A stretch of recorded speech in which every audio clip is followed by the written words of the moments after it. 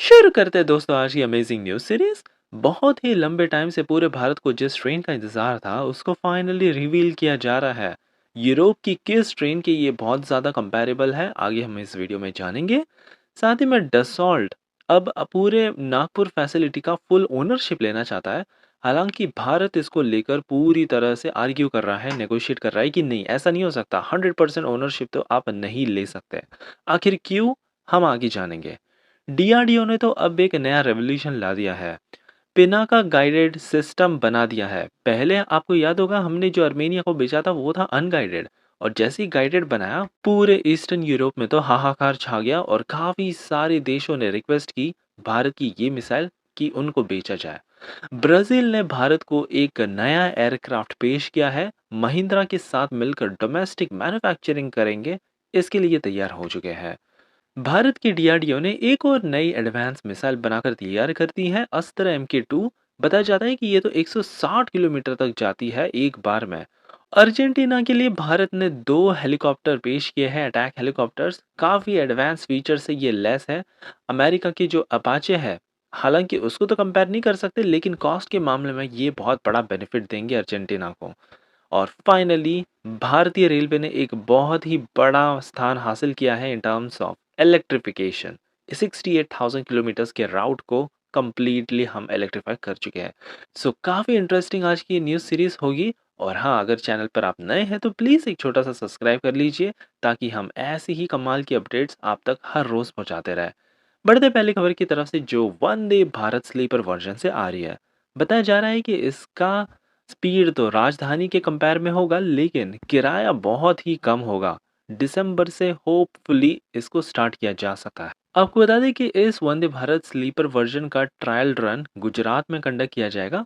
Integral coach factory के general manager ने इसे कंफर्म किया है रिसेंटली। उन्होंने कहा कि कुछ coaches BEML, that means Bharat earth movers limited, इनके प्लांट से निकल चुके हैं। आगे चलकर इसकी पूरी टेस्टिंग जल्द ही शुरू कर दी जाएगी।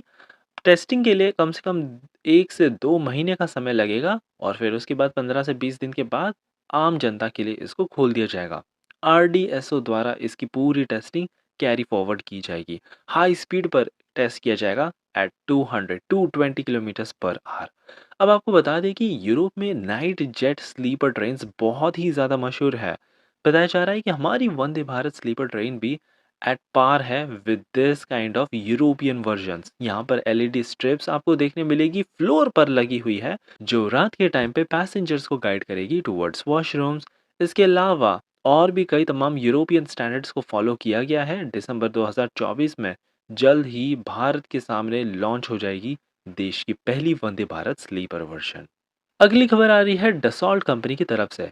पहले तो ये तैयार हो गए थे कि हाँ, हम पूरी टेक्नोलॉजी आपको दे देंगे राफेल फाइटर जेट की, लेकिन अब यहाँ पर French aerospace giant Dassault aviation का कहना है कि हम रिलायंस एरोस्पेस लिमिटेड ये तो फॉर्म कर चुके हैं, 114 फाइटर जेट हम भारत में बनाएंगे, लेकिन हमको 100% ओनरशिप चाहिए of Dassault Reliance aerospace limited. हालांकि अब भारत पूरी तरह से इसके खिलाफ में है। भारत का कहना है कि आप ये जो एयरक्राफ्ट बनाते हो, सबसे पहले तो आपको पूरा लोकल वेंडर सेटअप करना पड़ेगा। 40,000 से ज़्यादा कंपोनेंट छोटे से लेके बड़े पुर्जे इसमें यूज़ किए जाते हैं। इसके लिए लोकल सोर्सिंग करेंगे।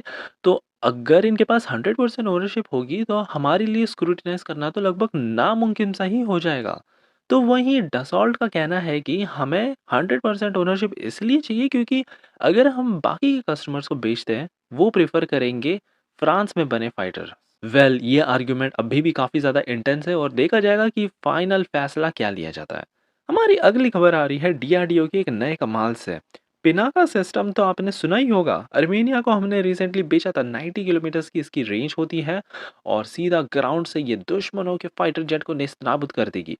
लेकिन अब इसका बाप आ चुका है। पिनाका को हमने बना दिया है नॉन गाइडेड से अब गाइडेड। दैट मीन्स और भी ये ज़्यादा खतरनाक हो गया है, और एक्यूरेसी भी पिन पॉइंट वाली हो चुकी है।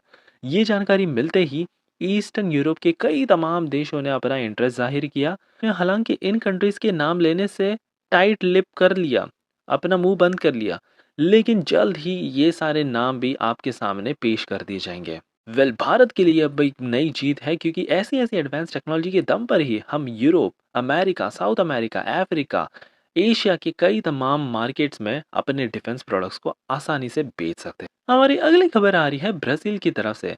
भारत अपने रीजनल एविएशन मार्केट को स्ट्रेंथन करना चाहता है। इसके लिए अब ब्राज़ील ने एक प्रपोज़ किया है इनका जेट जिसका नाम है E195 E2।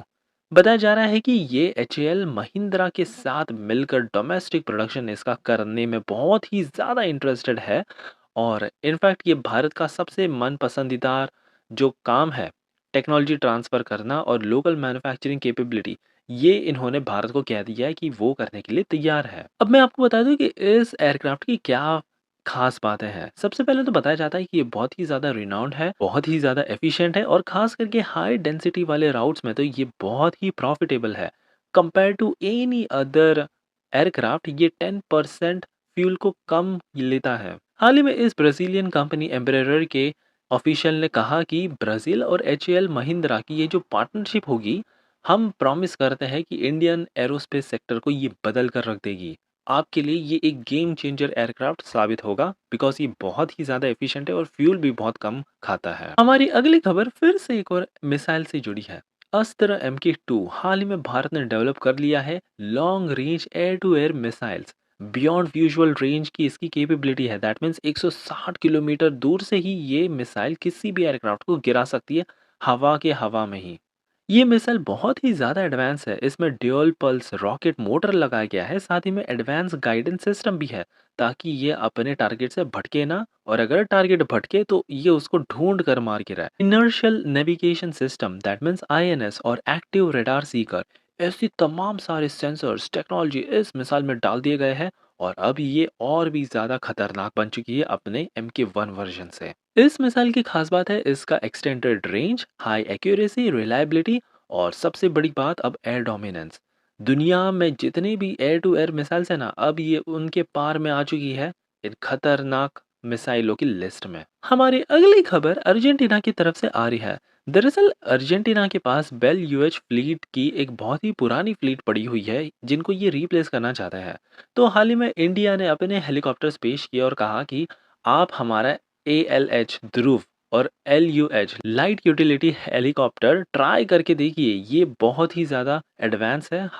हम आपकी लोकल असेंबली करने के लिए भी तैयार है। साथ ही में टेक्नोलॉजी भी ट्रांसफ़र कर देंगे, अगर हमको एक सिग्निफिकेंट ऑर्डर मिलता है तो। अब ये भारत की सबसे बड़ी जीत इसलिए भी हो सकती है क्योंकि अगर हमने अर्जेंटीना में एक बार लोकल फैसिलिटी सेटअप कर दी, तो साउथ अमेरिकन मार्केट में इसकी डिमांड तेज़ी से बढ़ जाएगी और बाकी के मार्केट्स में भी हम कैप्चर कर सकते हैं। फाइनली हमारी आखिरी खबर आ रही है भारतीय रेलवे की तरफ से। जो दुनिया की बड़ी-बड़ी रेलवे सिस्टम्स नहीं कर पाई वो अब भारतीय रेलवे ने कर दिखाया है।